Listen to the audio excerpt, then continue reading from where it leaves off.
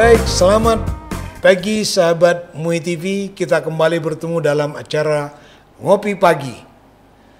Ngobrol pagi bersama caleg Partai Umat dari Dapil 4, nomor urut 5. Baik, saya perkenalkan Bapak Haji Aslim Munik, BE SPD MM. Assalamualaikum Pak Aslim. Waalaikumsalam. Apa kabar? Alhamdulillah baik. Baik. Tadi kesini naik apa? Ya menyetir sendiri.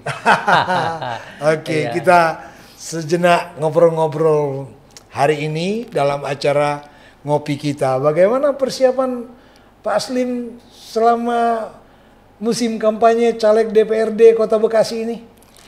Ya persiapannya tidak ada yang terlalu istimewa.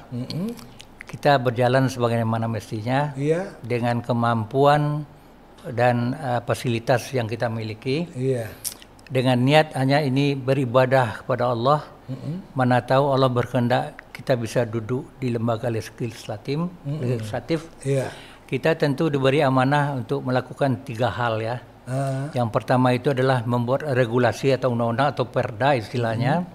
Yang kedua menetapkan anggaran daripada eksekutif, itu di Pemda ataupun di pusat gitu ya, intinya itu. Dan yang ketiga mengontrol jalannya pemerintahan. Artinya undang-undang yang dibuat itu apakah sudah dilaksanakan sesuai dengan isi konten undang-undang itu. Kemudian anggaran yang sudah diplot untuk melaksanakan program-program pemerintah apa sesuai dengan program yang sudah direncanakan atau tidak. Maka disitulah fungsi anggota DPRD itu mengontrol jalannya pemerintahan. Ngobrol-ngobrol, Pak Aslim aslinya mana ini? Asli dari mana ini? Saya kalau lahir di Payakumbuh, Sumatera Barat. Oh, Sumatera Barat, jauh dari sini. Jauh dari sini, Pak. Tapi kalau naik pesawat sebentar ya. Kenapa bisa jadi caleg dari Kota Bekasi Dapil 5? Saya sebenarnya perjalanan hidup di Jakarta itu cukup panjang, Pak ya. Saya ke Jakarta tahun 72. Oh, tahun 72 sudah di Jakarta. Kuliah di Muhammadiyah Teknik Kimia. Muhammadiyah Cempaka Putih Teknik. Muhammadiyah UHAMKA. UMJ. Universitas Muhammadiyah Jakarta. Itu untuk teknik kimianya. Kemudian saya hijrah ke UHAMKA, ngambil S1-nya sejarah dan S2-nya Magister Manajemen dari SDM. UHAMKA juga. Oke. Nah, jadi karena udah lama begitu.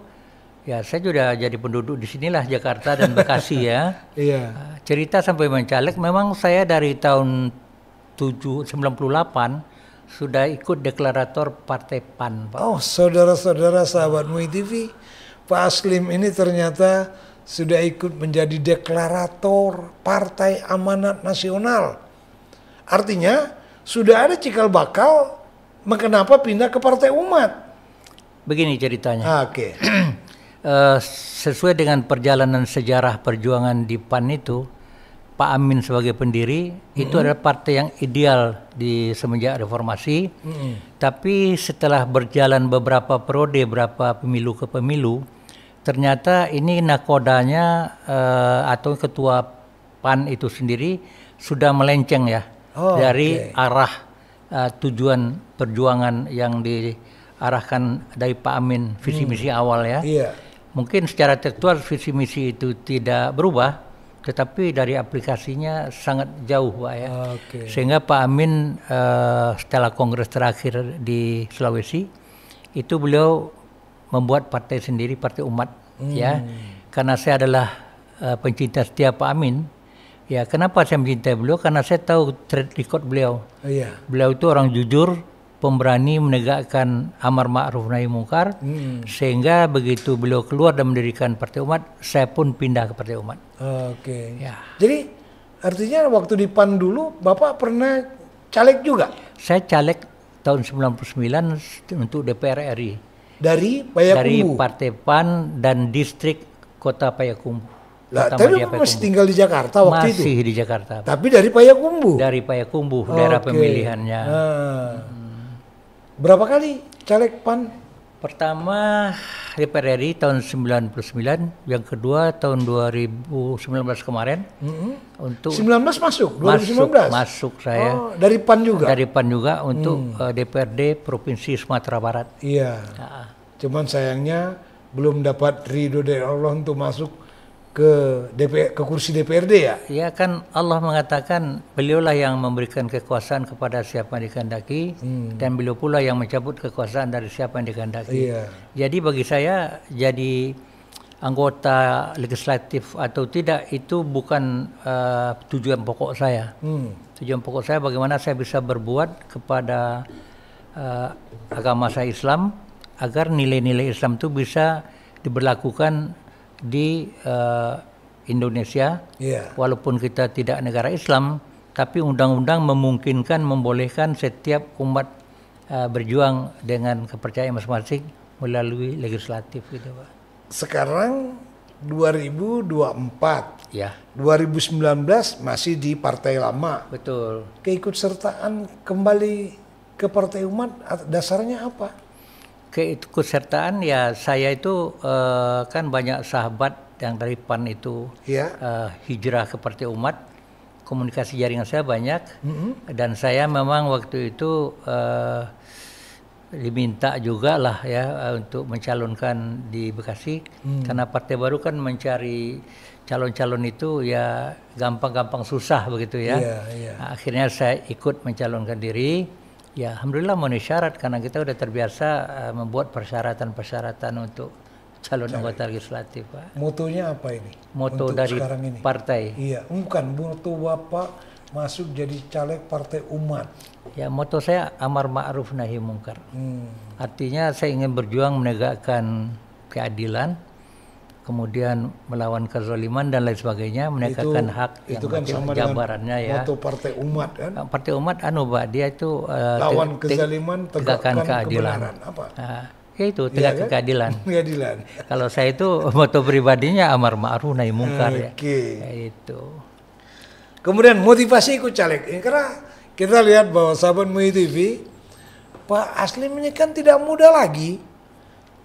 Kelahiran 50 tahun 1950. Sekarang udah usia 70 ya Pak ya? Ya 73 malah. 73 malah. Sudah tidak muda lagi. Tapi masih tetap nekat untuk maju jadi caleg. Yang ketiga kalinya lagi. Motivasi ikut caleg itu apa sebenarnya Pak? Sebenarnya mencalonkan diri kembali bukan masalah nekat Pak. Nekat itu konotasinya ya membabi buta gitu ya. Taklid gitu. Jadi motivasinya adalah pertama, saya selagi hidup itu saya harus berjuang untuk agama saya. Ada pepatah mengatakan walaupun besok engkau akan meninggal, tanam kelapa hari ini. Padahal itu belum tentu kita menikmati. Dan juga ini contoh bagi generasi muda bahwa berjuang itu tidak melihat umur. Ya, selagi hayat di kandung badan dan kita masih sehat, ya berjuanglah. Apa saja yang bisa dilakukan kebaikan demi kemaslahatan. Ya, sahabat MUI TV, kata Pak Aslim, berjuanglah selagi masih ada hayat di kandung badan. Baik, sebelum kita lanjut, kita ngopi sejenak MUI TV, sahabat. Ayo, Pak Aslim, kita ngopi dulu. Ya, terima kasih. Ngopinya ngopi pahit ini, Pak. Nanti saja. Justru Pak ini sehat, Pak. Iya. Yang manis-manis itu kadang-kadang bahaya. Baik, sahabat MUI TV, kita lanjut lagi. Pak Aslim masuk di dapil 4. Nomor urut 5. Ada kaitannya enggak, Pak Aslim? Nomor urut 5 dari 10 apa 11 calon? 9 calon. Bapak ada di tengah-tengah. Betul. Kenapa enggak minta saja nomor 1 Pak atau nomor 2? Begini, DPD itu kan dia punya kriteria sendiri. Iya. Ya, walaupun saya sendiri tidak paham passing grade-nya ataupun skor-skor apa begitu ya. Sehingga saya ditempatkan di nomor 5. Bagi saya itu tidak pernah saya bermasalahkan. Nomor 1 atau nomor berapapun, yang penting kita legal menjadi caleg.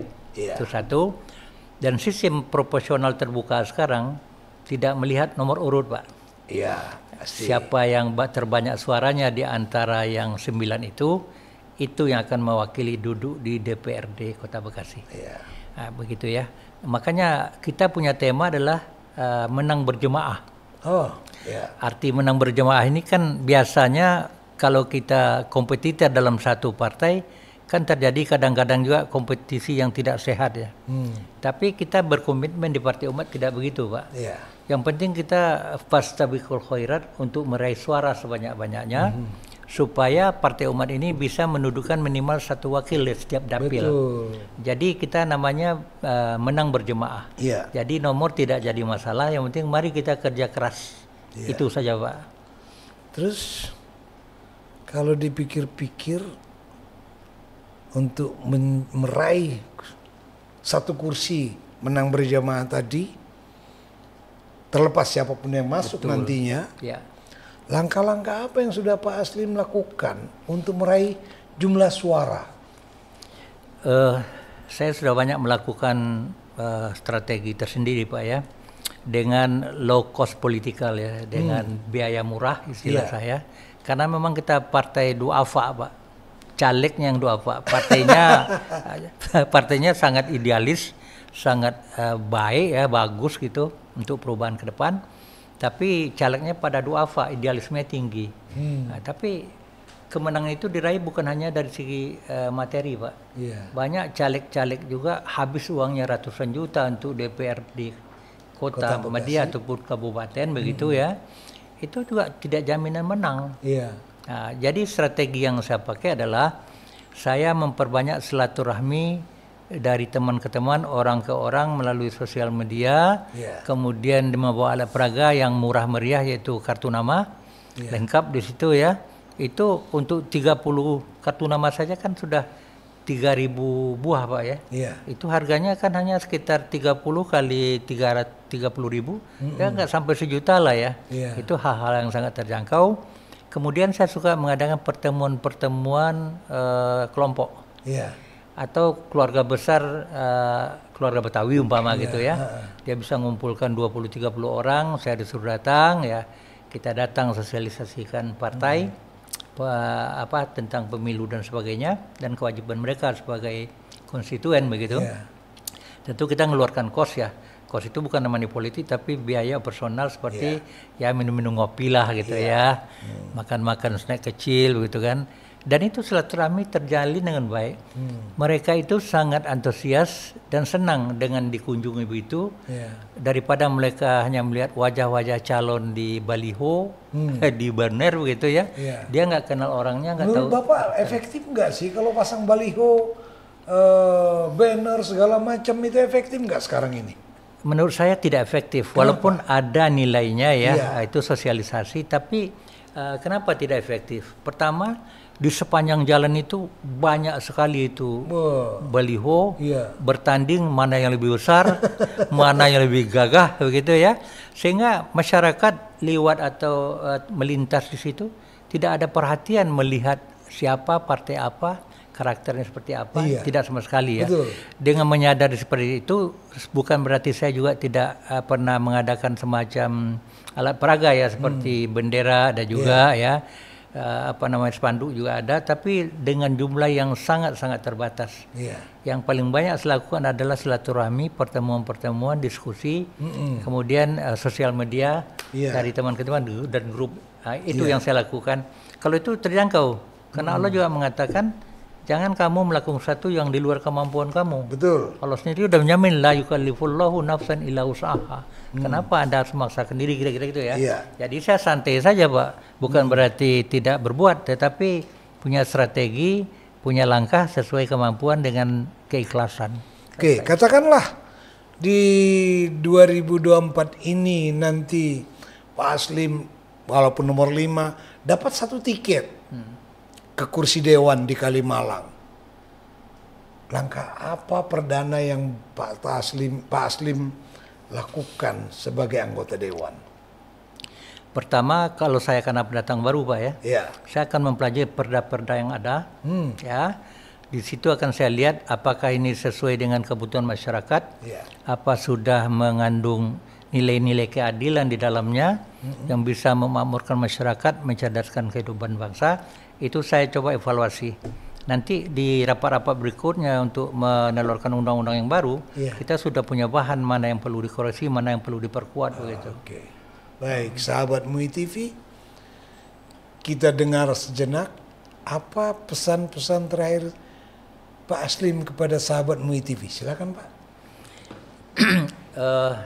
Pesan saya kepada sahabat MUI TV, bekerja keraslah ya untuk mendakwahkan Islam ya, dan juga menggali potensi-potensi generasi muda Islam, dan itu perlu diekspos ya, karena ini merupakan sarana dakwah, sarana dakwah untuk menyampaikan nilai-nilai kebenaran, terutama kita umat Islam. Nilai kebenaran kita udah jelas Al-Quran dan Sunnah ya. Mari disampaikan, kita berdakwah.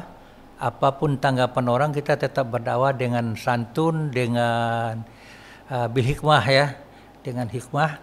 Dan saya berharap MUI TV ini akan lebih besar lagi, lebih modern, amin, dan diolah secara profesional sehingga betul-betul tidak kalah dengan TV-TV yang lain, Pak. Amin. Ya, mudah-mudahan dengan banyaknya pemirsa, insya Allah nanti iklan juga akan banyak datang, insya Allah, dan juga itu akan dapat membiayai lebih baik ke depan. Dan kepada adik-adik kru yang sudah terlatih ini, istiqomahlah di sini. Jangan dilihat semacam penghasilan materi, tapi Allah berjanji apa yang kita tanam itu kita tuai. In asantum asantum li anfusikum wa in asatum falaha. Artinya apa yang Anda perbuat, baik itu kebaikan maupun kejahatan, itu kembali ke diri kita, intinya begitu. Karena itulah berbuat yang terbaik lillahi ta'ala, rezeki Allah sudah jamin. Tidak akan meninggal seorang anak Adam sebelum semua rezekinya diberikan. Jangan takut dengan rezeki, yang penting usaha saja.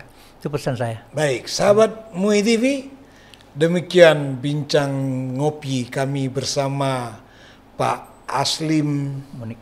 Pak Aslim Munik, kelahiran Payakumbuh, caleg DPRD Kota Bekasi dari Dapil 4 nomor urut 5. Jangan lupa pada Februari bulan depan jatuhkan pilihan Anda kepada Pak Aslim Munik.